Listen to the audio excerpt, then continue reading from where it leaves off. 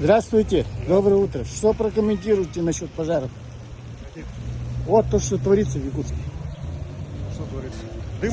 Сами не видите, да? Дым? Да, не слышите? Вижу. Не дышите? Вижу. И что? Моя дым идет. И как думаете? Что думаю? Ну вообще, насчет этой ситуации. Ну, на какой Это где ситуации? горит? Усмая? Усмая? Хабаровский край на границе. Это Сейчас все-таки осветим. Усмая, да? Усмайский, Узгур и Хабаровский край, если вы знаете, это приграничная А почему там горит? Потому что там высокая грозовая активность, Так, высокие температуры воздуха, жара.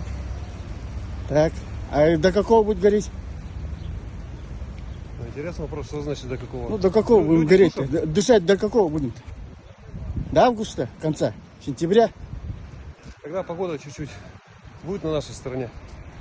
Вся надежда на погоду, да? Там работает 5000 человек. Но вся надежда на погоду выходит, В том числе, да. да? Вот такие вот дела.